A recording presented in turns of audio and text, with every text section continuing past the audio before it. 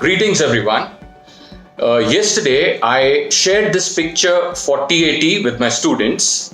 The responses that I received ranged from a simple description of the picture to an unnecessary crisis situation created towards which the main character is rushing to solve or avert it. Some wrote preconceived stories even without seeing the details in the picture, and many expressed thoughts that displayed the imagination of a 10-year-old. As we discussed their responses, we all agreed to the fact that the aim of this activity is to gauge a person's virtue, values, beliefs, and mindset. We further realized that most of the students had written stories by extracting information not from their life experiences but from a template that they had formed while preparing for the SSB through interactions with friends on social media, reading books on SSB, and discussing it with their mentors. Now, this template made their stories stereotype, lacking creativity, and most importantly, devoid of their exclusive fragrance. A story that came to my mind after seeing this picture is as follows. Prithvi, a young intern working in an industrial unit, was always full of life and encouraged his team to be more cohesive and competitive. He aimed at having a closely knit team where every member counted. At the end of the day's work, he often challenged them to sprint with him or indulged in some such bonding activity with the aim to motivate them and generate a feeling of well-being and camaraderie.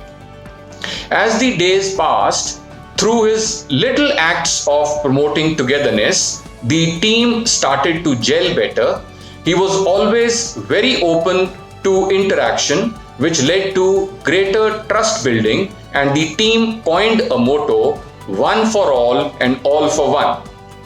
Prithvi went out of his way to ascertain and resolve their personal and professional issues.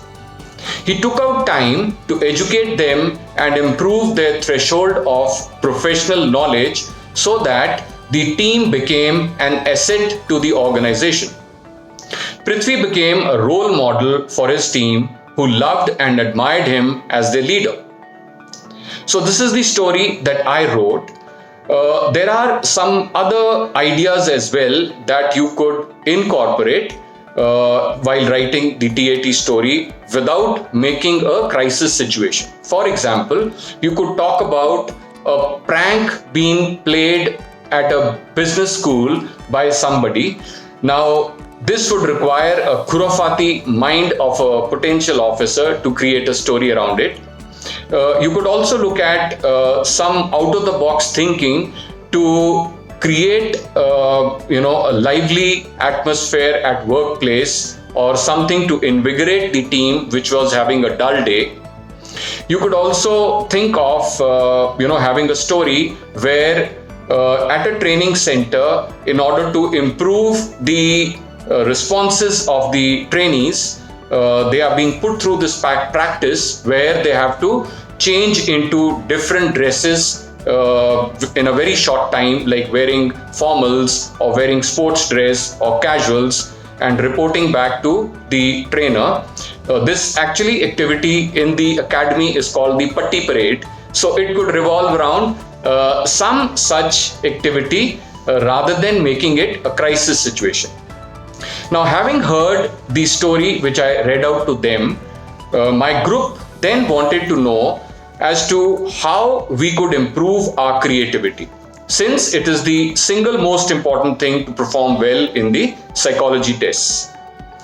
Well, the answer which I gave them was that creativity is nothing else but intelligence having fun. There is no way that a person can be creative without being bright and intelligent.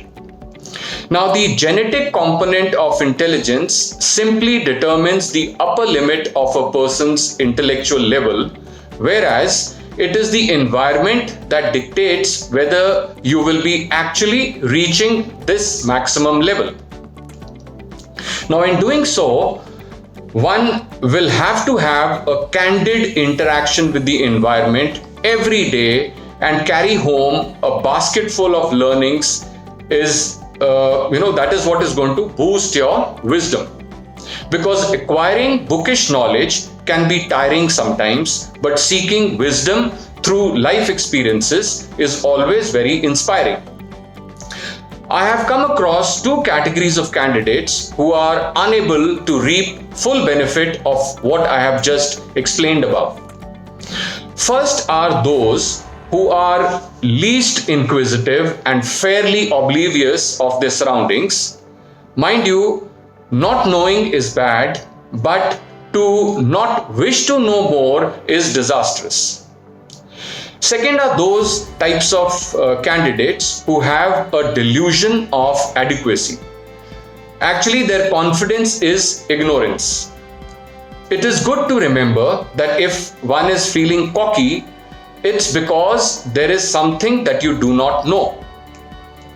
Digressing a bit from story writing, many candidates also suggested to make it through in the SSB if you are simply honest and confident. Now, once again, I would like to warn you that zeal and confidence without knowledge is like fire without light.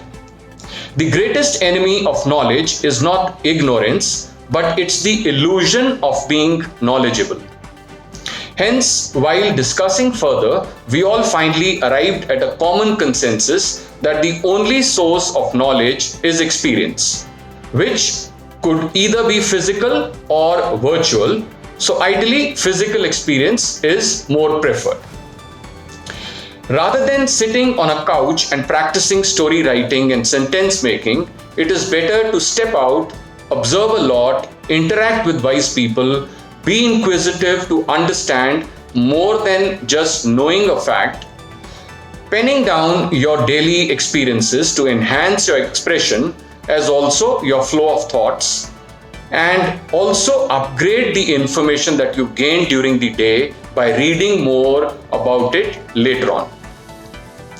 Lastly, it is most essential to develop pleasant social graces that help you to live a life of harmony and abundance with others.